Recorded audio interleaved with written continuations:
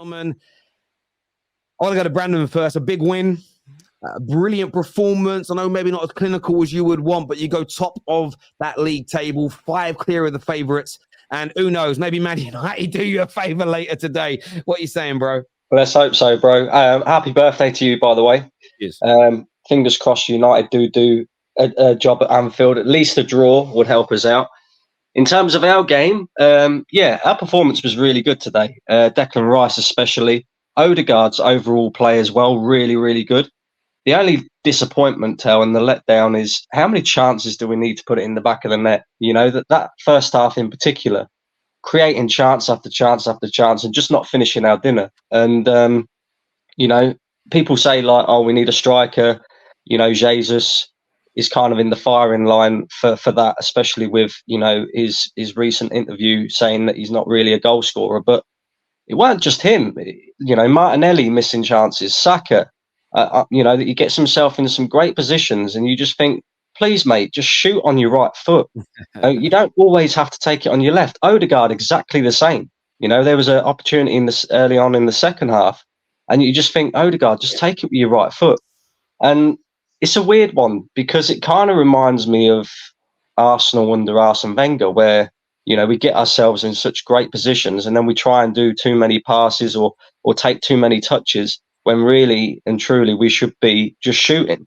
But I'm hoping that we've kind of got that out of our locker because we cannot afford to be missing chance after chance after chance at Anfield next weekend because if we do, Liverpool are the type of team that can kill us off. So, apart from that, there's nothing to really complain about. Brighton didn't really create too much. And again, on the missed chances thing, if we look at it from a different perspective, if Pascal Gross puts that in the back of the net like he should do, and it goes 1-1, maybe it's a different game. But these are all if, buts and maybes. And the thing is apart from that, we defended really well. Brighton barely created a chance.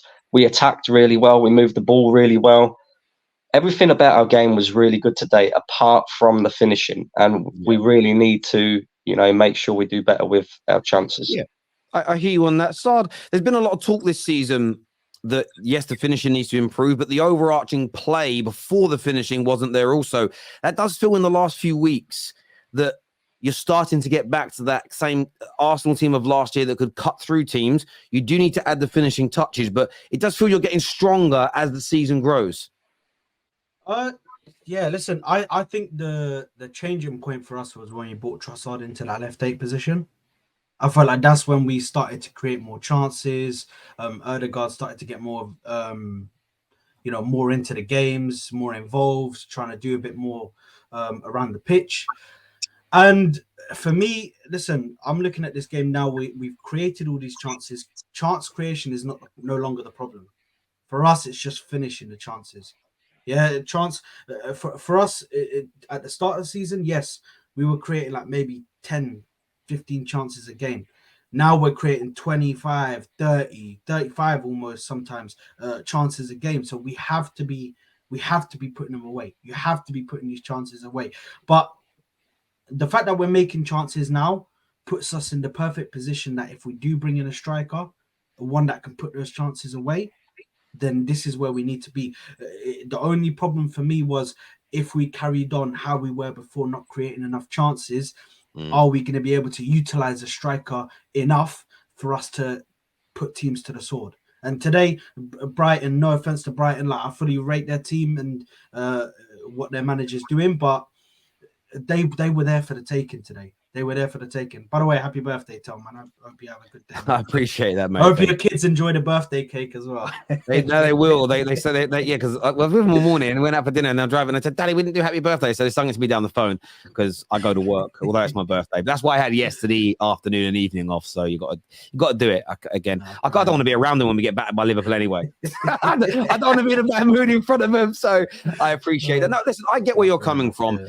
This was a game where maybe could have won 4-5-6-0. But at the same time, that their goalie made some saves that were ridiculous. Some of the blocks they made as well.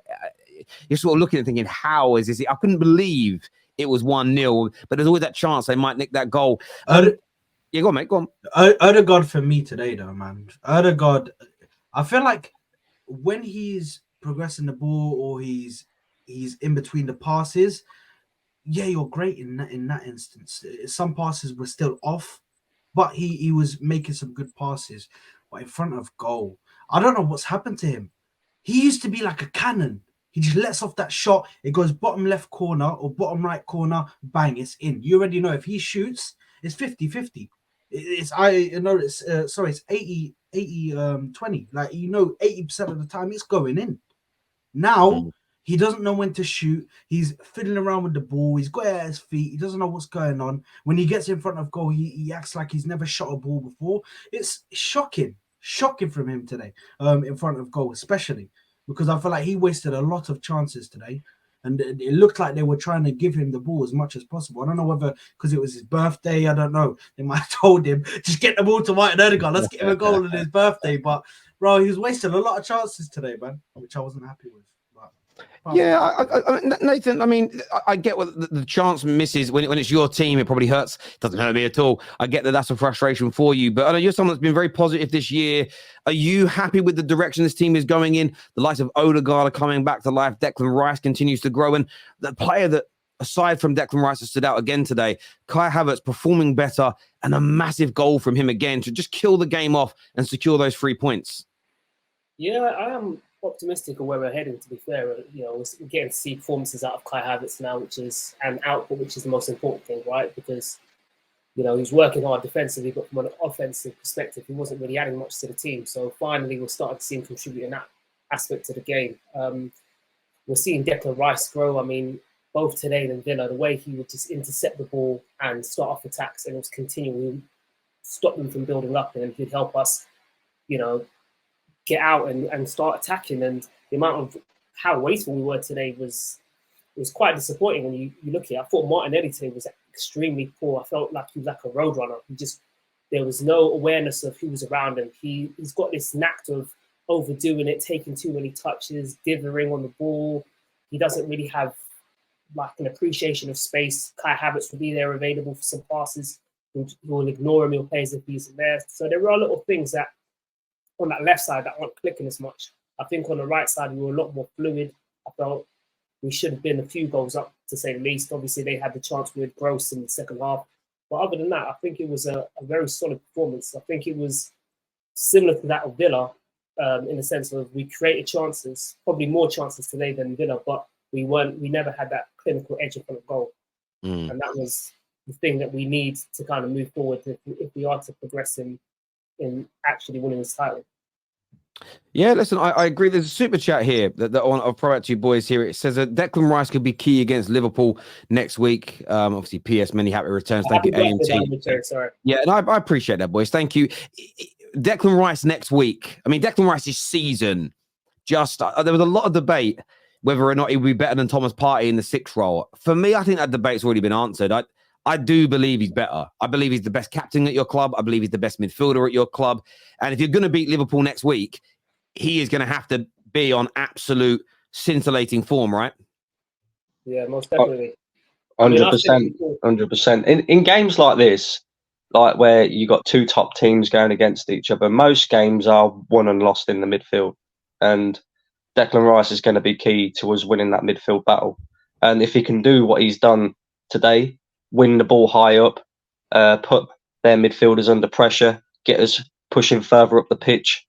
He's been immense since he's come into Arsenal. Declan Rice has. He's been exceptional, and like you say, now we're starting to see Kai Havertz settling in as well.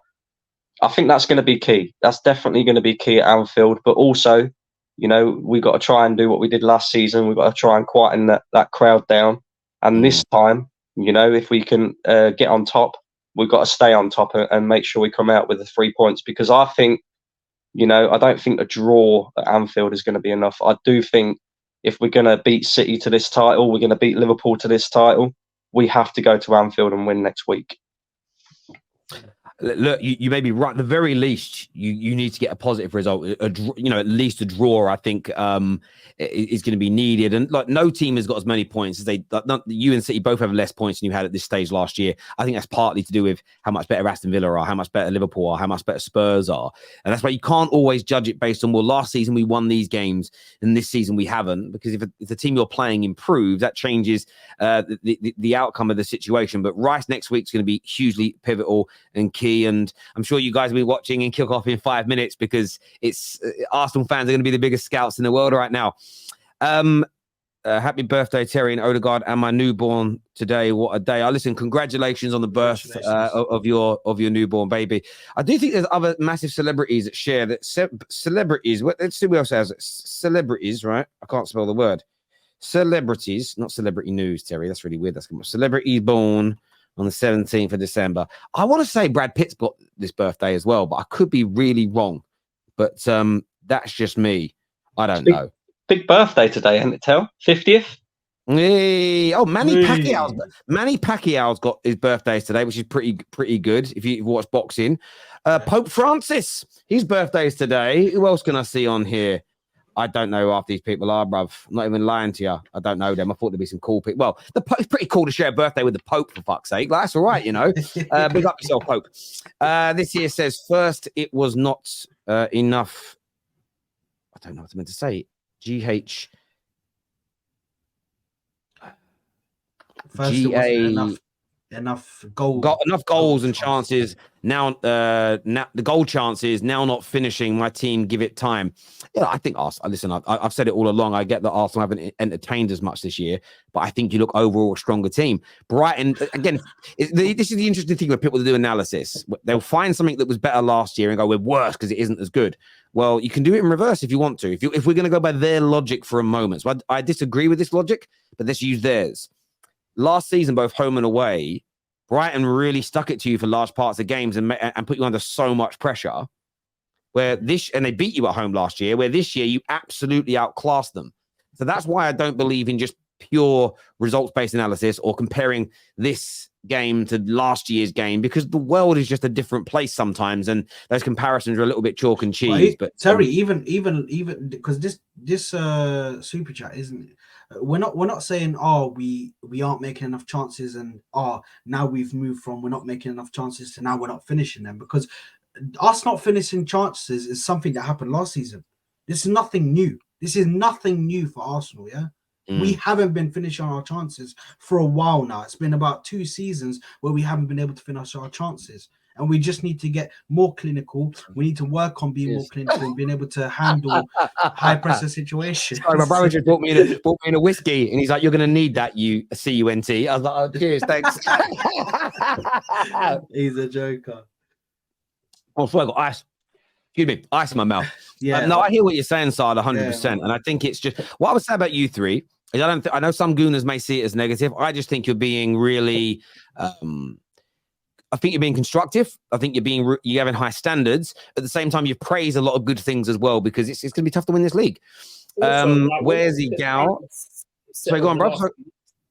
Yeah, I was just saying, like, when you look at the standards City have set over the last few years, there is no real room for lackluster. You have to have your standards that high if you're going to beat City to that title. There isn't. You can't get away with little things, so you have to call it out and also praise when they do praise, but also criticize and call out room for improvement, because that's the only way you're going to beat a City team to a title.